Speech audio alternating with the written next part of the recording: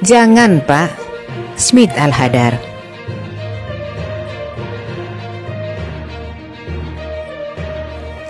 Dear Presiden, sepertinya advice ini tak berguna bagi Bapak. Wong Bapak sedang kalap. Tapi sangkakala harus ditiupkan dari sekarang biar seluruh anak bangsa bersiap diri menghadapi prahara yang mungkin segera Bapak ciptakan. Kami ketakutan menerima info terbaru dari Profesor Hukum Tata Negara Denny Indrayana bahwa KPK segera mempersangkakan Anies Baswedan terkait ajang Formula E. Bisa saja info Denny meleset, apalagi KPK adalah lembaga yang rasional. Penjagalan Anies nyapres tanpa legal standing yang meyakinkan bisa menimbulkan chaos nasional. Tapi Bapak orang yang nekat dan lembaga anti rasuah itu telah berubah menjadi bulldog Bapak. Bagaimana mungkin kami tidak takut? Orang nekat biasanya narrow-minded dan emosional. Bapak kok sampai hati? Tentu Anies bukan pangeran dari kahyangan yang berlenggang ringan di muka bumi tanpa dosa. Tapi isu Formula E terlalu dipaksakan. Mengapa kita sebagai bangsa makin hari makin bebal? Jangan lakukan itu, Pak. Anies telah menjadi ikon pro perubahan yang didukung puluhan juta orang. Dan mereka terlanjur tidak percaya pada kredibilitas KPK. Sebaliknya, mereka percaya pada niat jahat Bapak memenjarakan Anies. Bukankah pelemahan KPK bermotif politik untuk melayani kepentingan kekuasaan Bapak dan oligarki?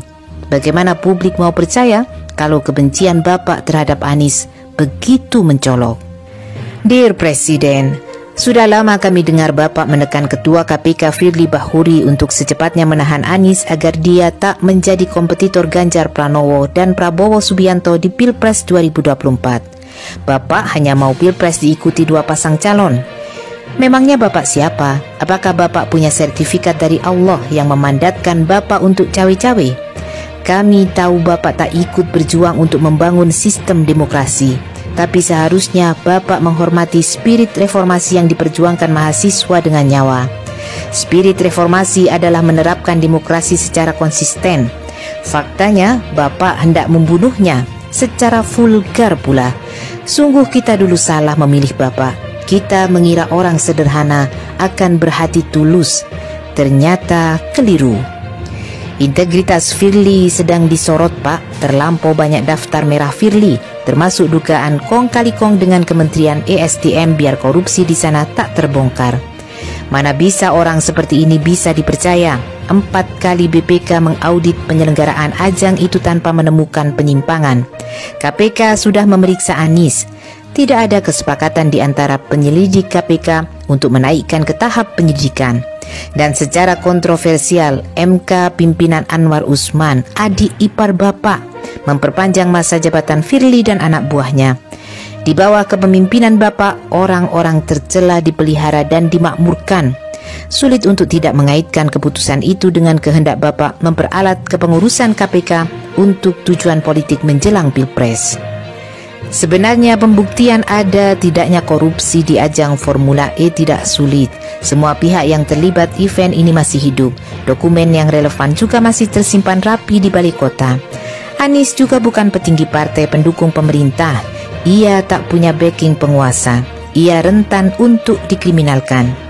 Tapi fakta bahwa kasusnya sulit ditangani menunjukkan legal and ethical standing KPK vis-a-vis Anies memang lemah.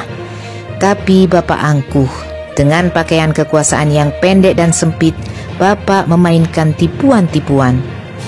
Tidak apa-apa Bapak menyepelekan Allah, tapi suara orang tertindas didengar Allah, Pak. Setidaknya Bapak menimbang kelangsungan kekuasaan Bapak sendiri.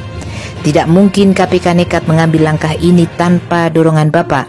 Bukankah setelah dilemahkan, KPK berada di bawah kendali Bapak?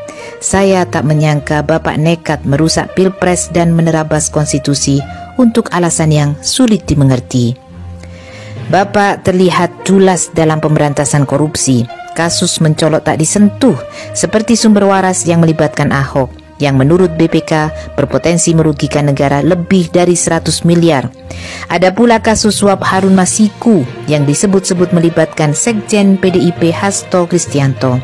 Kasus korupsi-korupsi EKTP yang dilaporkan melibatkan Ganjar Pranowo dan Puan Maharani. Ketua Umum PAN Zulkifli Hasan, Ketua PKB Muhaimin Iskandar, dan Ketua Umum Golkar Airlangga Hartarto juga merupakan pasien rawat jalan. Sekiranya Bapak serius memberantas korupsi, seharusnya mereka dibawa ke meja hijau. Di rezim otoriter seperti Cina dan Korea Utara, para pejabat yang korupsi disikat habis. Tapi memang Bapak tak boleh istiqomah karena dapat mencelakakan keluarga Bapak. Bukankah putra-putra Bapak melakukan KKN dan membangun politik dinasti? Jadi benar Bapak tak perlu memasukkan Zulhas, Caimin dan Airlangga ke penjara karena mereka berharga untuk melayani kepentingan politik Bapak. Tentu mereka akan patuh, terutama setelah menteri dari Nasdem dipenjarakan. Tapi patutkah Bapak berbangga diri ketika berhasil menciptakan ketakutan menyeluruh di kalangan elit? Bapak telah melebihi Presiden Soeharto.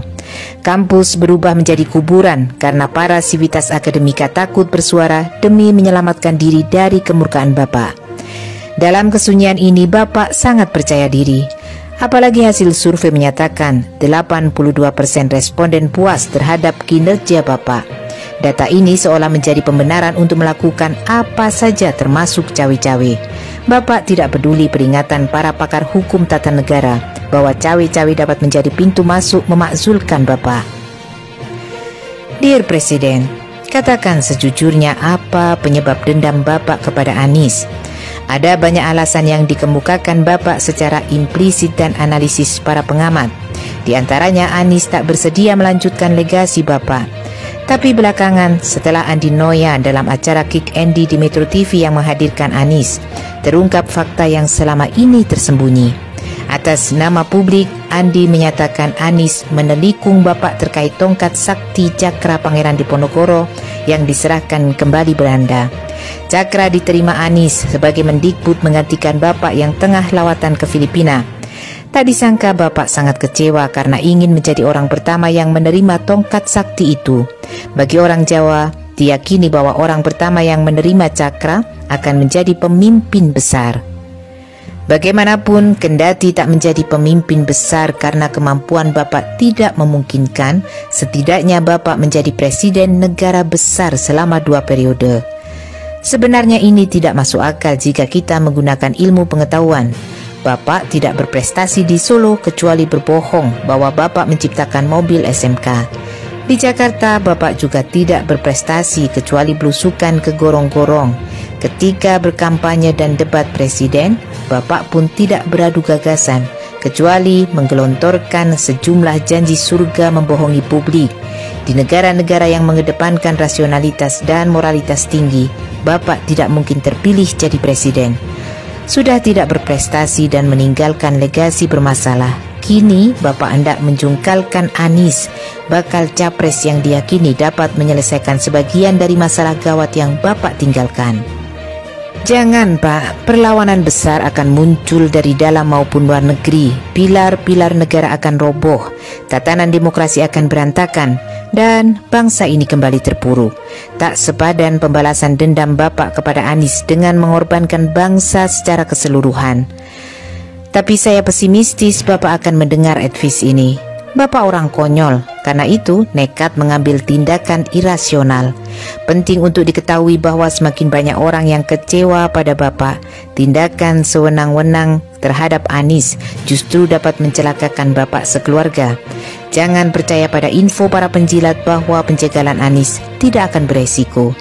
Ekspektasi rakyat atas Anies sudah terlalu tinggi untuk bisa dikembosi. Di mana-mana sekarang orang bicara tentang people power, Pak.